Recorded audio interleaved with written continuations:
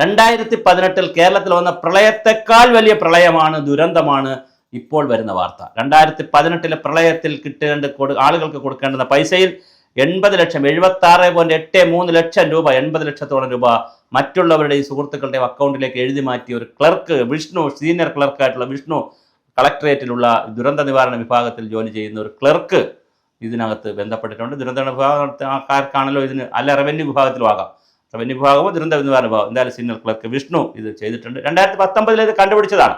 പക്ഷേ ഇപ്പോൾ 19 കണ്ടുപിടിച്ച് സസ്പെൻഷൻ വന്നിട്ട് ഇപ്പോൾ വീണ്ടും കമ്മിറ്റിയൊക്കെ വെച്ച് പരിശോധിച്ചു. 6 വർഷം കഴിയുമ്പോൾ അദ്ദേഹത്തെ ജോലിയിൽ നിന്ന് പിരിച്ചുവിടുകയാണ്.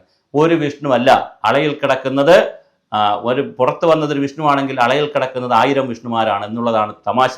കാരണം പ്രളയ ഫണ്ടൊക്കെ സുനാമിയുടെ ഫണ്ട് നമ്മളെടുത്ത് പിന്നെ കടൽ തീരത്തേക്ക് വേണ്ടിയിട്ടുള്ള സുനാമി ഫണ്ട് എടുത്ത് മലനാട്ടിൽ പ്രോജക്റ്റ് നടത്തിയവരാണ് മലയാളികൾ. അപ്പോൾ സെക്രട്ടേറിയറ്റിൽ ഇരിക്കുന്ന സുനാമി സെല്ലിൽ ഇരുന്നവരൊക്കെ മിടുക്കന്മാരാണ്, മിടുമിടുക്കരായ IAS ഇരുന്നത്. പക്ഷേ എന്ത് ചെയ്യാം, ആ സുനാമി ഫണ്ട് തീരദേശത്തേക്ക് വന്ന ഫണ്ട് എടുത്ത് വകമാറ്റി. അവസാനം CAGയുടെ റിപ്പോർട്ടിലൊക്കെ അത് വന്നു, കൺട്രോളറാണ് ഓഡിറ്റർ ജനറലിൻ്റെ റിപ്പോർട്ടിൽ വന്നു. വലിയ വാർത്തയായ ആ കാലഘട്ടത്തിൽ അത് മധ്യ തിരുവിതാംകൂറിലും മലനാട്ടിലും കൊണ്ടുപോയി ആളുകൾക്ക് റോഡ് പണിയാനും പ്രളയ റോഡൊക്കെ പണിയാൻ കൊണ്ടുപോയിട്ടുണ്ട്. തിരുവനന്തപുരം നഗരത്തിനകത്ത്, എറണാകുളം നഗരത്തിനകത്ത് ഒരു കാരണവശാലും പ്രളയം വരാൻ സാധ്യതയില്ലാത്ത സ്ഥലങ്ങളിൽ പ്രളയത്തിൻ്റെ റോഡ് പണിതിട്ടുണ്ട്. പ്രളയക്കാലത്ത് പൊക്കം അത്ര നല്ല മല പോലുള്ള പൊക്കമുള്ള സ്ഥലത്ത് പ്രളയത്തിൻ്റെ റോഡ് പണിയും, വരൾച്ച ഇതുവരെ വന്നിട്ടില്ലാത്ത സ്ഥലത്ത് വരൾച്ചയുടെ ഫണ്ട് വെച്ച് റോഡ് പണിയും. വലിയ കൊടിയ അഴിമതിയാണ് ഇതുപോലത്തെ കാര്യങ്ങൾ നടക്കുന്നത്. വകമാറ്റി ചിലവഴിക്കുക, ഫണ്ട് മാറ്റുക, ഇതുപോലെ സ്വന്തം അക്കൗണ്ടിൽ കൊണ്ടുപോവുക, വല്ലവരും അക്കൗണ്ടിലേക്ക് കൊണ്ടുപോവുക, ഇങ്ങനെ വ്യാപകമായ തോതിലാണ് ഇത് നടക്കുന്നത്. ഈ പിന്നെ പ്രളയ ഫണ്ടും അത് ദുരന്ത ഫണ്ടും ഒക്കെ കൈകാര്യം ചെയ്യുന്നത്. ഇതുപോലെ എല്ലാ വർഷവും ടാങ്കർ ലോറിയിൽ വെള്ളം കൊടുക്കുന്ന ഏർപ്പാടുണ്ട്, അതും ഇതുപോലെയൊക്കെ തന്നെയാണ്. വയനാടിലാണെങ്കിൽ 750 കോടിയോളം രൂപ കേരള സർക്കാരിൻ്റെ ഖജനാവിൽ മുഖ്യമന്ത്രിയുടെ ദുരിതാശ്വാസ നിധിയിലേക്ക് വയനാട് പാക്കേജിന് വേണ്ടി മാത്രം 750 കോടി രൂപ വന്നു. എന്താണ്, അവിടെ 400 കുടുംബങ്ങളാണ് അവിടെ ബുദ്ധിമുട്ടിയത്. അവർക്ക് 2 കോടി രൂപ വെച്ച് കൊടുത്തെങ്കിൽ തീരാവുന്ന വിഷയമുണ്ടായിരുന്നുള്ളൂ. പക്ഷേ അവിടെ എന്താണ് ചെയ്യുന്നത്? ഇതുവരെ അവിടെ വീട് പണിയുന്നു, അത് പണിയുന്നു, ഇത് പണിയുന്നൊക്കെ പറയുന്നതല്ലാതെ കൃത്യമായ കാര്യങ്ങൾ നടക്കുന്നില്ല. അതിൻ്റെ ഇടയിൽ യൂത്ത് കോൺഗ്രസ്സുകാർ വിവാദത്തിൽപ്പെട്ടു. രാഹുൽ മാങ്കൂട്ടത്തിൽ പൈസ അടിച്ചു മാറ്റി എന്ന് പറഞ്ഞ് വാർത്തകൾ വന്നു. യൂത്ത് ലീഗുകാരും വീട് വെച്ച് കൊടുക്കുന്നു എന്ന് പറഞ്ഞിട്ട് അവർ വലിയ പൈസ കൊടുത്ത് എന്തിനാണ് വസ്തു വാങ്ങിച്ചു എന്ന് പറഞ്ഞിട്ട് ലീഗിനകത്ത് കലാപം നടക്കുന്നു.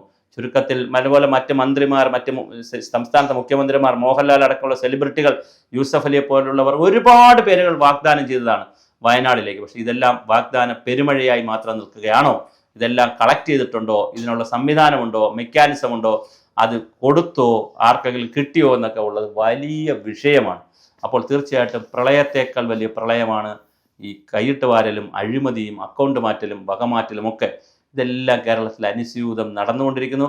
സുനാമിയാണ് കഴിഞ്ഞ കാലങ്ങളിൽ വെച്ച് ഏറ്റവും വലിയ ഒരു ദുരന്തമായി കേരളം വന്നത്. അന്നു മുതലേ ഈ അഴിമതിയുണ്ട്, പണ്ടുമുണ്ട്, ഇപ്പോഴുമുണ്ട്, ഒരു മാറ്റവുമില്ലാതെ തുടരുന്നു.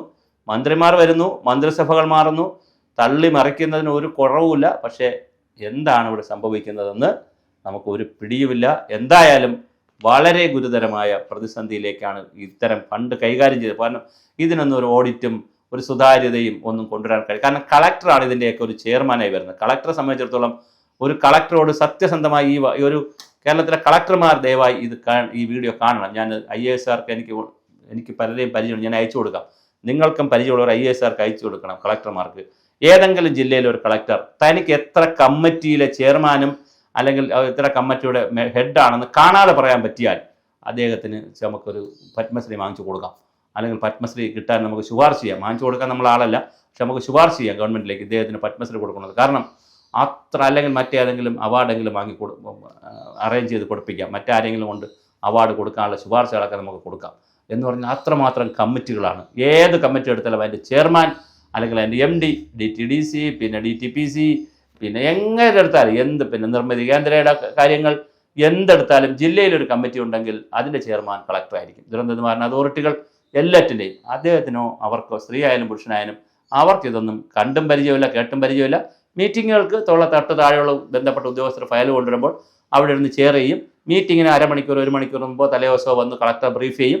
എന്താണ് ഞാൻ പറയേണ്ടത്, എന്താണ് തീരുമാനമാക്കി തരേണ്ടത്, അത് തീരുമാനമാക്കി കൊടുക്കും. വേറൊരു കാര്യവും നടക്കുന്നില്ല. ഈ അധികാര വികേന്ദ്രീകരണം ഇല്ലാത്ത സംവിധാനത്തിലാണ് ഈ പ്രളയ ഫണ്ടെല്ലാം ഇങ്ങനെ മുക്കുന്നത്.